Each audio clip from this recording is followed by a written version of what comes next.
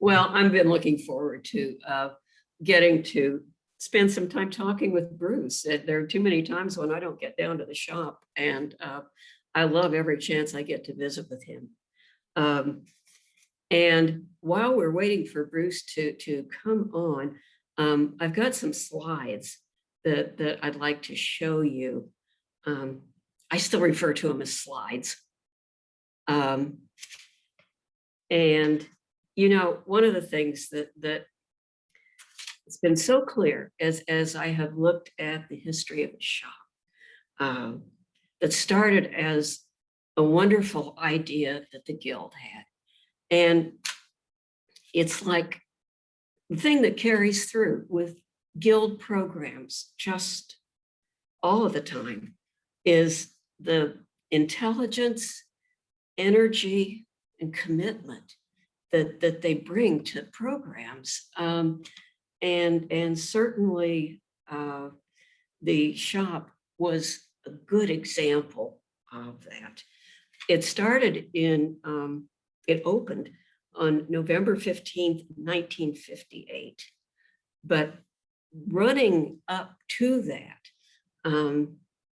they had to create a plan. And Lloyd Keevan, who was on our board, was very supportive of their plan to have a shop. And he succeeded in getting $2,000 invested in starting up what was initially called a sales room. And I think that it really speaks to what Lloyd Keevan could bring to it, because of course he had his gallery in Craftsman Court, Scottsdale. And people had a lot of confidence in what he could bring to it. It reached out to people like Fred Caboti, who was working with Hopi Crafts, and Tom Holmes, who was working with the Arizona State Fair Indian arts competitions. So they reached out to all those folks with their $2,000 that they had, and started the gift shop. Bruce, are you here now? Yes, I am. Hi. It's good to be with you. Likewise. We finally connected. Did, yeah. And I was just filling folks in on this. What we've got up now is a page from the Guild scrapbooks. Thank you to the Guild for doing the scrapbooks too. And they have clippings from the Arizona Republic about the treasure chest of gifts that was going to open at the Heard Museum. And a wonderful quote from the person who was chairing the committee, Marianne Voorhees. And I don't know if you can see or not, but I just love these things because, of course, for women, they always printed their married name. So it was Mrs. Joseph Voorhees. And they always printed, I see that she lived at 1500 West Myrtle. So your home address was always printed in the newspaper too, whenever you were pictured. And I know two of the other people that are in this these photos. Isla Thalheimer, in the photo on the right, was my next door neighbor. And her husband had been mayor of Phoenix.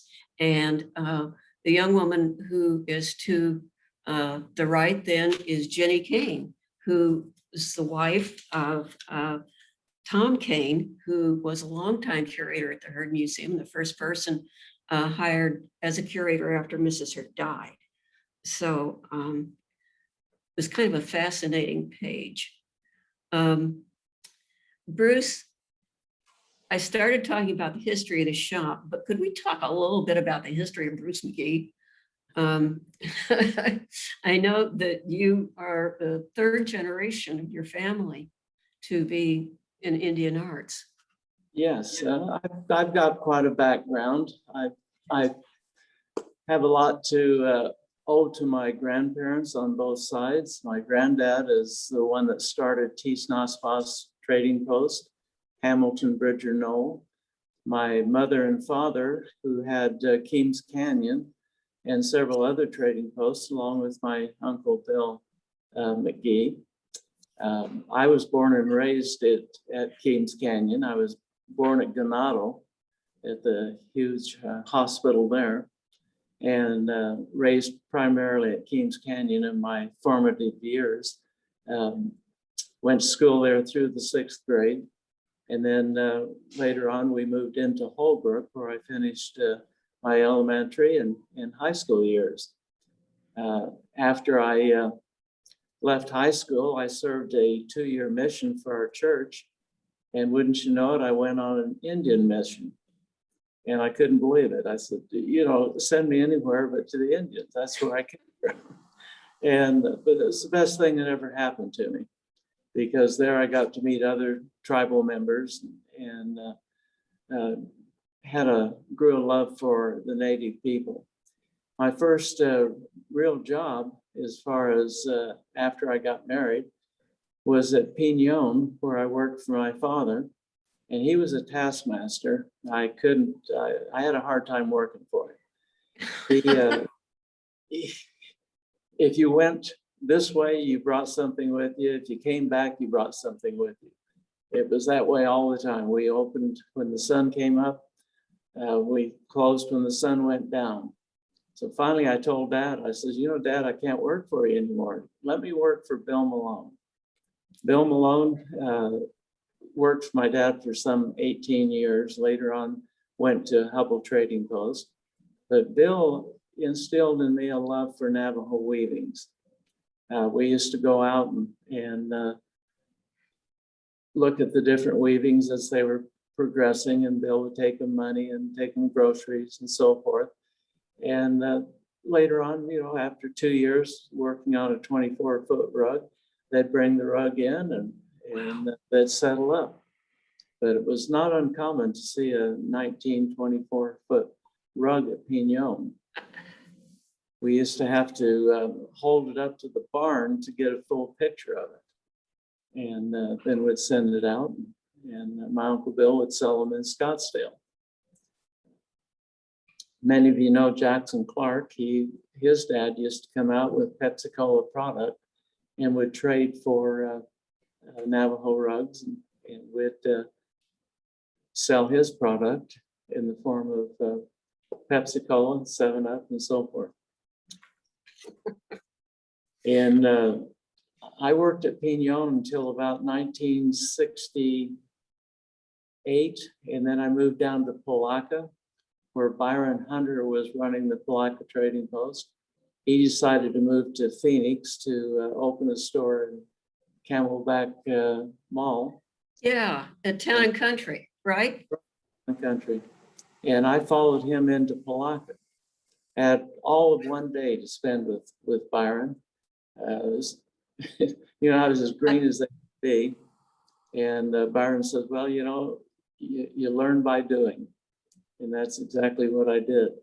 I bought a couple of items that, yes, I still own today because I paid too much for them. But, so that's long. After Palaca, being initiated there, I then moved to Keams Canyon in 1970, at which time my Uncle Bill sold his interest to my brother and I. And so it became my dad and we two boys. And we ran that store until about 83, when my dad retired. And then my older brother and I and my younger brother, who worked for me at the time, ran Keams Canyon.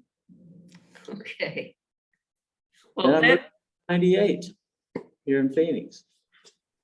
And all my family was down here, so I figured I might as well be here too.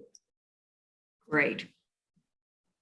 Well, let me do some catch up here now. So with the Herd Shop, so can we have the next slide. Yeah. So we're up to 1960 here. And what the member newsletter called a new and glamorous setting in the solarium. And Bruce, I mean, can you imagine a worse place to try to show Indian arts? And with sunlight flooding in the solarium? Not only that, but boy, with the sunlight coming in, those rugs must have really looked good after about 6 months. In the Yeah. sun there. Yeah. I don't know if anybody's wondering where the solarium was. It was off the south courtyard through the doors on the west side. And that's about as close as we can come, you know. And you can see, you know, Bruce, you can see the solarium wind chimes. There's an African mask on the back wall. There's a nice squash blossom in the front. You know, it's reflect. I Go said ahead. you had a bit of everything, didn't you? It really, yeah, you're absolutely right. It's reflective of the kind of the international scope of what the herd was collecting, even though it had a focus on Southwest arts. And we had, you know, things from all over the world really that were showing at that time. So let's have the next slide. And a wonderful woman named Ruth Dickinson, I'm sorry, I never knew her. 1961, she became the volunteer manager with 8 volunteer salespersons from the Guild. And the information about her is fascinating because she loved international travel. And she bought some wind chimes in Thailand. She liked to travel by freighter. And she took a freighter from Los Angeles to Panama, where she bought some molas and that she brought back for the shop. So let's do the next slide.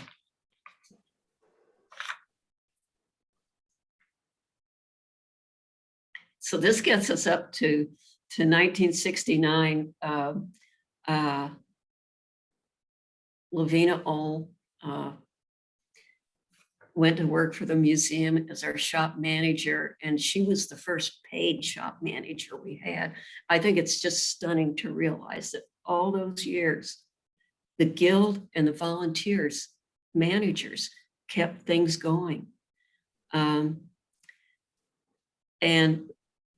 you know, Lavina is shown here with incredible, looks like Santa Clara wedding face.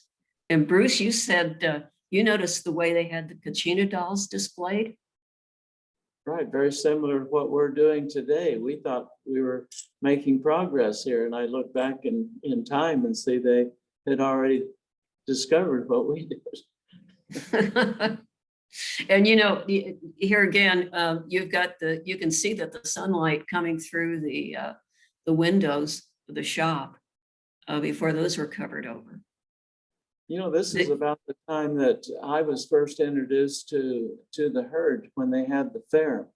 There was a lady by the name of Peggy Fairchild that contacted me at Kings Canyon and asked if I would bring some Kachinas down and consign them to you to sell, of which we did. And my goodness, they sold, I think, just about every one I brought down. So it was a happy day for both of us. Well, you know, it was the fair and the shop that made enough money for the museum to be air conditioned in 61. So, you know, talk about things that the Guild did, and that made it possible for the museum to be open all year. They had been closing at the end of May and opening at the 1st of October. So talk about, the things that the Guild brings to the museum, that air conditioning was major. Let's do the next slide. I think there's another slide of Lavina. Yeah, okay. This is Lavina, a little bit later in 75. And the shop there is where we've got the iPads now, and then it goes into the Harnett Gallery. And you can see a door in the back end of the shop that led into Lavina's back room.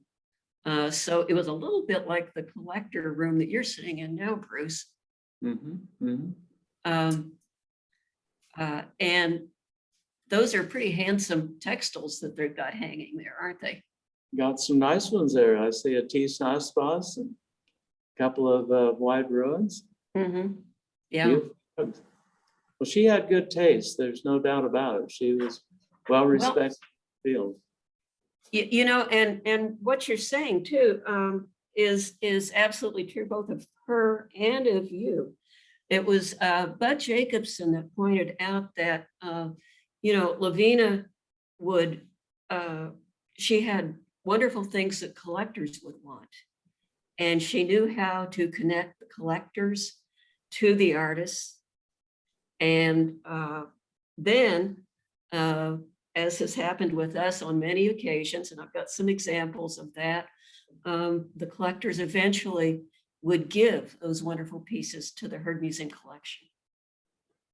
So, and you can't say that about any other museum store that I can think of. When I look at the pieces that came to the museum that were once in the shop and it came to museum collection, it's a lot of pieces. It really is. They always say, be careful what you sell, because it may end up back in your possession. Well, it's a wonderful thing for us when it does. Let's do the next slide. And this is, I think this is around 1980, something like that. And I love these photos of the staged photos of the shop, because they put these wonderful textiles on the floor that they would never really have down. They did a kind of a storm pattern theme going on here that they'd never have down in the store. Well, whoever laid them down, they did enjoy storm patterns. They did, didn't they? Yeah, they had a theme going there. I know some beads in the background. That was a popular thing back in that time. Yes. Yeah. An incredible collection of jewelry. Let's do the next slide. There's Byron. Byron Hunter. Yes. Byron worked for my parents for a number of years, as did his dad. He ran the Palaca Trading Post for, oh goodness, almost 20 years. He probably knows more about Hopi than any man alive today. He had an incredible home there at Palaca. There was dolls all over the walls. I know because I moved into that home later, and there was nail holes all over where he hung the dolls. Byron had an incredible rapport with the Hopi. It was hard for me to go in and take his place, because nobody takes Byron Hunter's place. You go in and you make your own place, and that's kind of what we did. But Byron left quite a legacy there at Palaca. People today still remember who Byron Hunter is, the man that wrote in turquoise blue ink. I still see occasionally his rug tags with that turquoise blue ink on it. Really? Yeah, James told me one time that he special ordered that ink.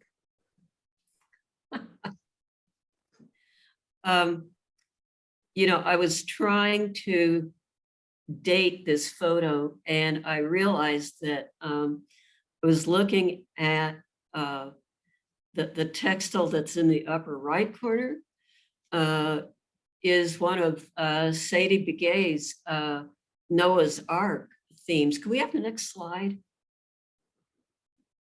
Yeah, Sadie Gay did 1991, 1992. She did wonderful textiles that had a Noah's Ark theme. This one is after the flood waters have receded. And this we bought this for the collection from the shop. Yeah, with funds from the Goldschmidt Foundation. And, and I think there's another one too, that is even later that has the elephants heading out over the hill as they leave to go to their home. So let's do the next photo. Okay, now this is when the shop expanded and it got its own entrance. It's where the Monte Vista room is now. That was a beautiful. Yeah. That's the one that I inherited. Where the red Ganado red rug is, that led into a large auditorium where we hung paintings, and I did my rug buying in there. Beautiful shop, had a lot of character to it. And this isn't staged. Those are actuals because we don't have textiles done on the floor. Yeah. Let's do the next slide. Uh-oh. There you are. Oh my goodness. There's the old guy right now. In my favorite location where the rugs are. Where the rugs are. Yeah. Yeah. Like That's a handsome. I worked with Bill Malone up at Pignon, and that, I thank him every day for introducing me to the world of rugs. Prior to that, it was Kachina dolls and Hopi pottery. But Bill introduced me to Navajo rugs. We had a basement full of them, and he bought probably 90% of them. Really? Yeah. Yeah. Let's do the next slide. Okay. And I put this in here because, well, this is a Richard Zane Smith corrugated jar that Bruce sold to Adrian and Jerry Kay. But when I asked Bruce about his first interactions with the herd, Richard Zane Smith came up. Yeah, I met him at the fair, and I was going around to the different booths, and there was Richard in his booth, and he had ceramic mugs of all things. And I looked at a couple of them. I bought a couple, but I noticed down on the ground was a pot that looked like a basket. And I asked Richard about it. I said, where'd that come from? Did you dig it up somewhere? Because it was just, gray, black, white, charcoal color. And he said, no, I made that. I said, really? Can I see it? And he brought it up and showed it to me. And I said, do you make these very often? He said, no, I'm just learning how. Well, I was working at the time at Kings Canyon, and he was living over at Ganado, where his wife taught elementary school. So I would make a weekly trip on my way to Holbrook. I would go through Ganado, pick up 2 pots every other week, and bring them down here to Lee Cohen at Gallery 10. And Lee and I became good friends, and Richard became a good customer of Lee Cohen. But no, his pots, he made me one that it was 48 inches tall and like a basket. Just incredible pieces. Well, this is a pretty remarkable piece right here. Took him 2.5 weeks to form one pot. It'd take just put a lot of grout in his clay. And he'd hold it up and pinch it down, and it would take him 2.5 weeks to form one of those pots. After he formed it, then he would scrape it and then paint it, and then fire it. He fired it in a looked like a Greek kiln where you fed the fire underneath the pot, and it had a stack on it, and the flame would go around the pot and out the top.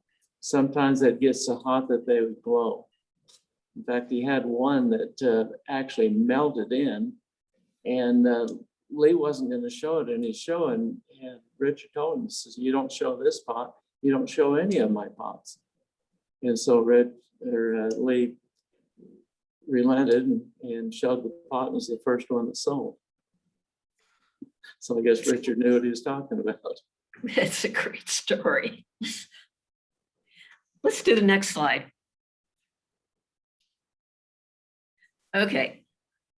This is something, another piece from Alvin James Market that the K's got from you, Bruce, but I put it in because you were telling me a story about him doing some work for you. Well, Alvin James, at the time, I didn't realize what a renowned carver he was. He came in, he brought a doll to me, and it was a warrior maiden. And he asked me $200 for it. And it was like 8, 9 inches tall. That was unheard of at that time. Well, I didn't want to, act like I didn't know what I was doing. So I went ahead and bought it. My dad came down and was looking at some of the things I purchased. He said, "What about that doll? It's a nice doll. What'd you pay for it?" I said, $200. Oh, he shook his head and he said, "Well, you bought it," which I did. A lady by the name of Dillinger came in not too long after that, and I had tucked it in the bottom of the showcase, thinking nobody would ever ask about it because I didn't want to quote a price on it. And she went right to it. She says, "How much is that doll in the bottom of the case?" That one there, that's $250. Says, "I'll take it." "You will?" So immediately I called my dad and let him know that I sold that doll. So that started a relationship with Alvin. He later on built me some cabinets in my home there that Byron and I both lived in. He built my kitchen cabinets, and I had him sign them, Alvin James Sr. And I imagine it's still signed today. Great. I bet they were wonderful cabinets, huh? Oh, they were terrific. They fit absolutely perfect. That's terrific, Bruce. Okay, let's do the next slide.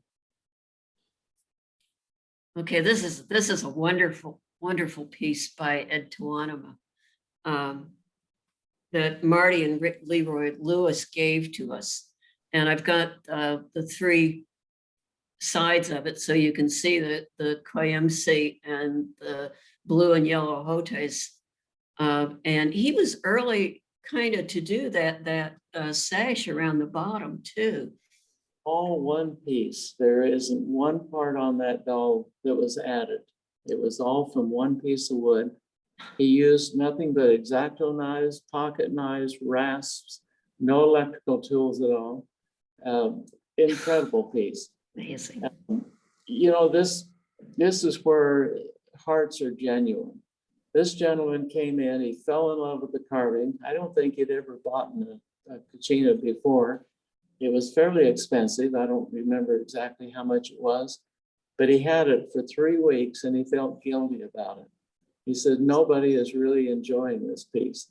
I'd like to donate it to the herd." And so he did. And Yes. we have it now in the collection.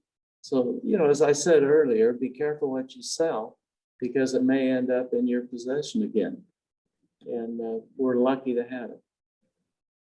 Ed Tawanima is somebody that you've known for a long time, isn't he? Yes, I had him in scouting at Kings Canyon when it was known as the Kit Carson Council, and they wondered why nobody joined the scouts. Seriously? And, yes, they called the Kit Carson Council. And, nobody wanted to join. Imagine that. We got it changed to the Grand Canyon Council, and Ed was one of the first scouts that I had. We took him up to several of the scouts up to Utah, and on the way up there, I had a Volkswagen bus that I transported all the kids in. And my introduction to Ed was he took a Hershey bar and wiped it all over the headliner of that bus. I should have taken his tongue and wiped it down with it. But it didn't kill him, thank goodness, because I bought a lot of dolls from him after that point. Great carver. Clearly. And I think we've got another one that he did too. Go ahead and change the slide. That's the one that we had here in the shop.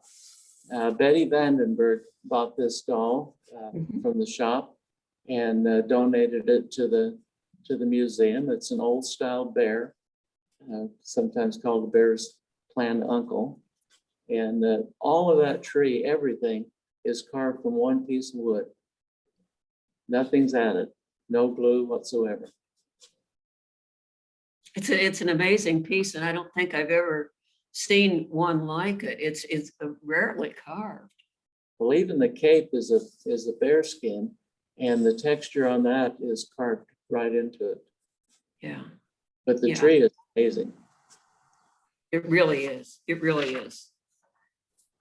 And we've got another Kachina doll. Go ahead and change the slide. Yeah. It's a Cecil Caleno that Sid and Ruth Schultz gave to us. And that's another one that you sold to them. That's one of Cecil Caleno's. Cecil was an amazing carver. He was far beyond his time. I used to take his to Gallup Ceremonial, and either I would win with the blue ribbon there with his doll, or Margaret Kilgore would win with one of Wilford Tawanima, if I can say it, out of Tuba City. Either she or I would win. But he did some amazing work. I once packed one of these up just like this to Dr. K, who's prominent around the herd here. He's donated many things, but it took me 6 hours to pack it up. It took him 9 hours to unpack it. He said he could do a transplant in the same amount of time. That's right. He was a heart surgeon, wasn't he? Yes, he was. Yeah, yeah. Okay. We've got one more slide there. Yeah, Florence Riggs. This came to us from Mark and Julie Dalrymple. And this is one that you've used, an image that you've used on one of the shop bags, I believe. We were doing bags every year. This is our number 11 collector bag, Mother Earth and Father Sky. Beautiful weaving. It's, like I said, it's in the collection, and beautiful piece. What can I say? And it's a beautiful bag as well. It is. That's probably one of our favorite bags among people. You know, Bruce, that's all I've got in the way of slides, but I wonder if you could talk a little bit about, you know, the change you've seen over time, and especially the change we've been going through now with COVID the last year. COVID has been a heartache for all of the artists, not just carvers, not jewelers. It's been a heartache for all of them. Weavers as well. You know, they had no place to sell their artwork because it just shut down, literally shut down for a while. We opened up in June, and of course, if you don't have much coming in the door, you don't have much going out the door either. Yeah. And so it was heartbreak to see what was happening in the art world. Things are beginning to get back a little bit to normal.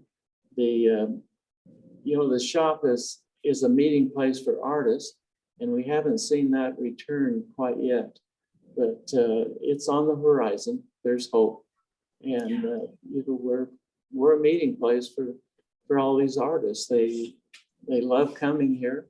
They love the association they have with each other, and they love the herd for the most part. You know, they feel it an honor to sell to the herd, and we're honored to have them. Honored to have them. You know, Yes. if they Yeah. succeed, and vice versa. So, you know, we depend on them. I imagine it helped to have the shop online and the possibility to purchase in that manner.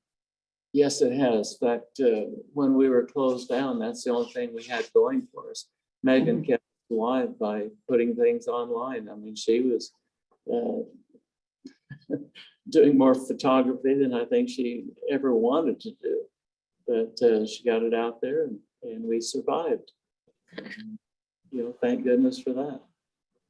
You know, Bruce, I'm looking at questions that people have sent in, and I know a couple people have asked about the bolo tie that you are wearing and your comments about bolo ties. Well, you know, you see me in bolos quite often. I love bolo ties. I wear them whenever I get a chance, whether it be out on the street or in the shop or even at church. I get some interesting comments a lot of the times.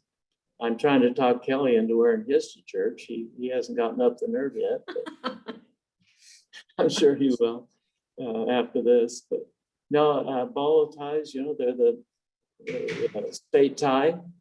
I always admired Letitia Chambers because she wore bolo ties. And during her tenure here, we had a number of women begin to wear bolos. Good. There's nothing wrong with that.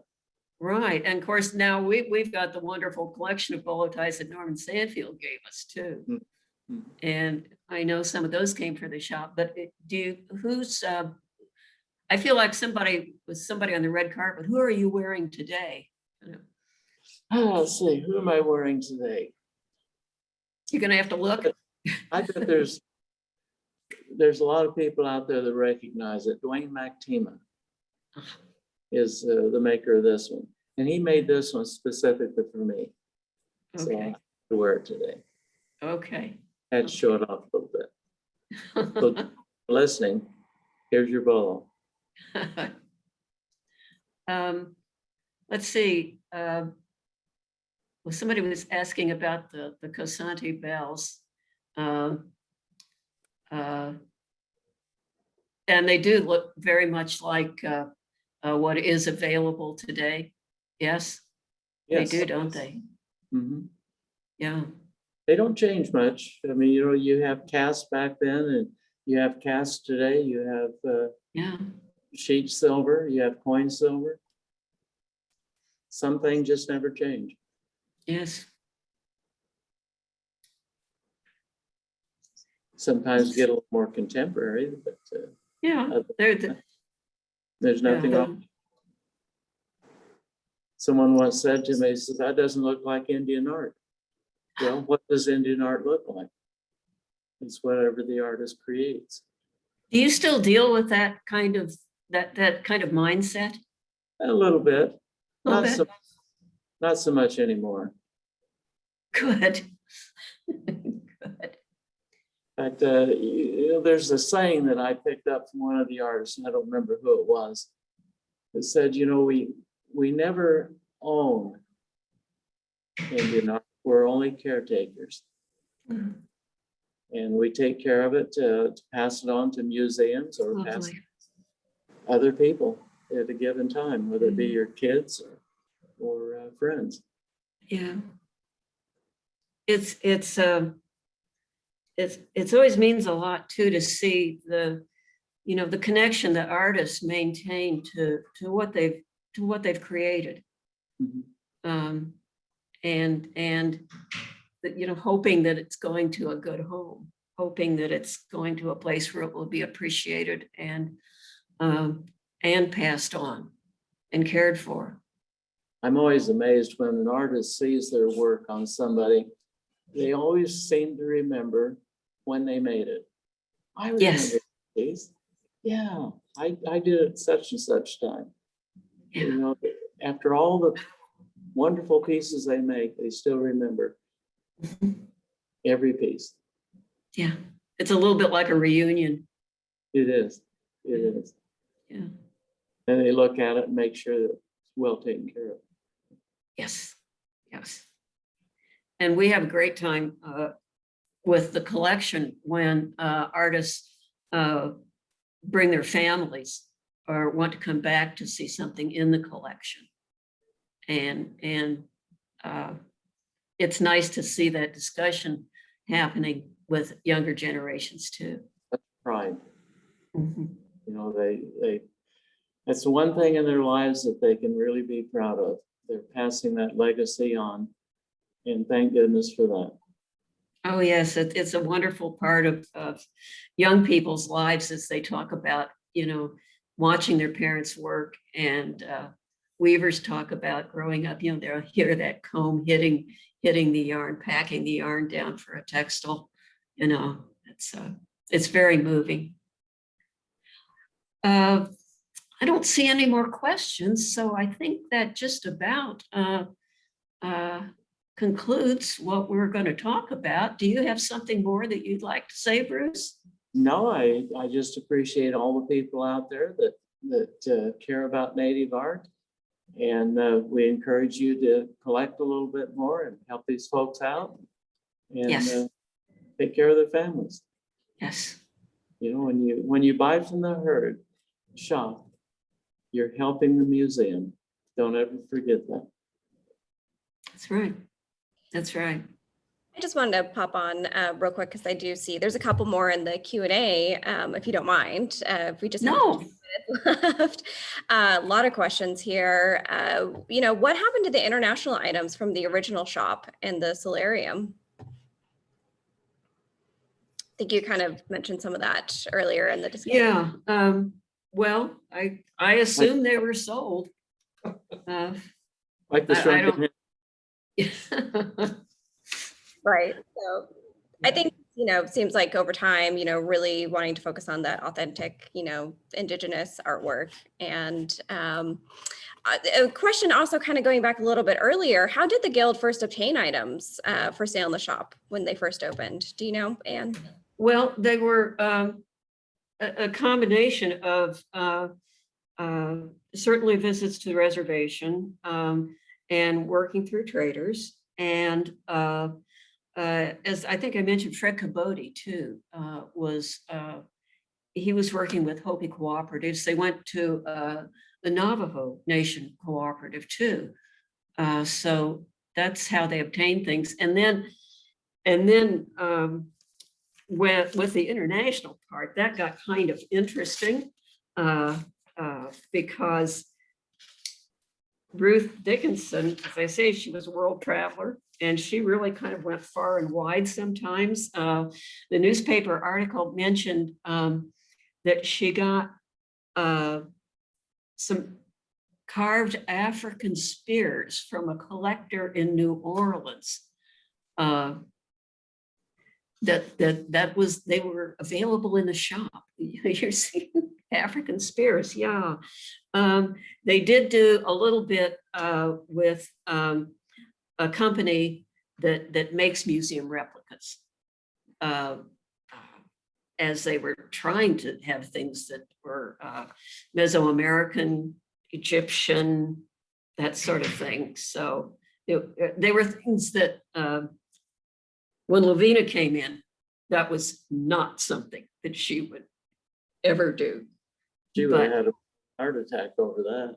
Well, yeah, pretty much. But, you know, there's kind of a scramble. I saw another reference too that Byron Harvey, who gave so much to the museum and certainly an active collector, he had given some things to the shop to sell too. So, yeah. Well, he and Byron Hunter were good friends, and that's probably how that transpired. Possibly, yes. What else, Allison? Just one more question before we wrap up. I know there's a few here, so I apologize if I don't quite get to it. You can always, I think in the Zoom link, you can respond directly back to me and I can forward those on. And I think Bruce and Ann would be happy to answer them for I'd be you. glad to. Yeah, so really, and looking at the collector's room and the rest of the shop and the bookstore, kind of what goes into that determination? So this is a question for Bruce. What goes into that determination? What goes in that collector's room versus the rest of the shop?